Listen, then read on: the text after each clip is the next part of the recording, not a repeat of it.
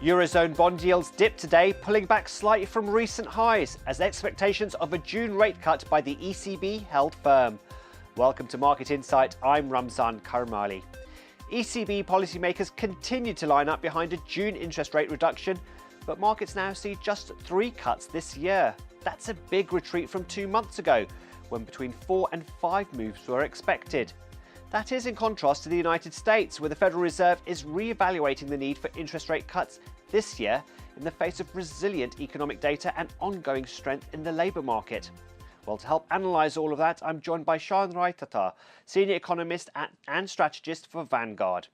Sean, thanks so much for joining us. So we've heard from a couple of ECB policymakers in the last 24 hours or so. Today, the Vice President Luis de Guindos said the central bank has made it crystal clear that rates could be cut in June, but that policy after that remains up in the air. And Portugal's Governor, Mario Centeno, said there was no rush to cut borrowing costs. What do you make of these comments? Yes, thank you. So I generally agree with the sentiment of both those policymakers there. We believe that the ECB will start to cut rates in June. It feels like that's pretty much nailed on. But the pace of rate cuts thereafter is very much up for debate. I think that depends on a couple of things. One is the extent of central bank divergence that is likely to play out between the ECB and mainly the Fed. And the second is what's happening with rising energy prices and the escalating tensions in the Middle East. Now, clearly, if there is a greater divergence between the Fed and ECB, that has an impact on the exchange rate, and a lower euro, we've already seen some movement in the euro in the last few weeks, then exerts further inflationary pressure down the line. Now, the Bundesbank said today that the German economy likely expanded in the first quarter on an unexpected boost from industry and construction. Is a meaningful recovery in Europe's largest economy on the horizon?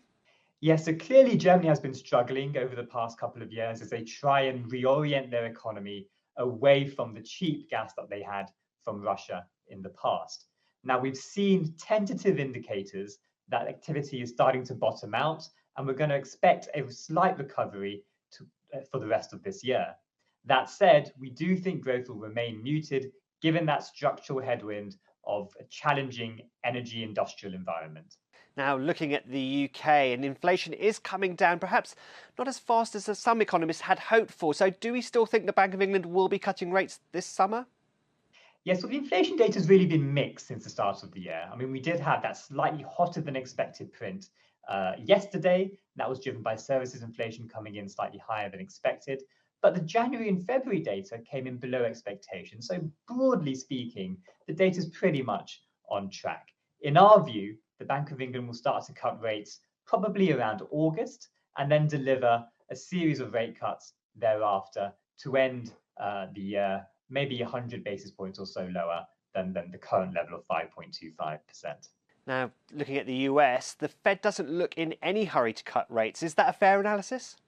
Yes, that's actually a view that we've had for a while now, and it seems like markets have now converged to that view. Given the strength of the economy, tight labour markets, and inflation momentum in the US starting to tick up in the wrong direction, it feels sensible to suggest that the Fed may not raise rates at all this year. Sean, though, this is the contrast we have between the ECB and the US. The ECB possibly needs to stimulate the economy a bit, whereas the US doesn't really need to. Is that right? Yes, I think the inflation fundamentals and general growth fundamentals in the euro area are slightly different to the US. We know the nature of the shock was different. The energy crisis has a much bigger influence. It's more supply driven, but also the inflation environment tends to be more benign. We have little evidence of second round effects. Wage growth is not as high as in the US, and there's strong signals that it should moderate over the course of next year. And price setting behavior also seems to be well behaved at this stage. So we feel like, yes, the conditions are right for a rate cut, certainly in June, but also a few more rate cuts thereafter as well. Sean Reuters from Vanguard, many thanks for your thoughts. And that's Market Insight. Don't forget you can watch more videos on Reuters.com.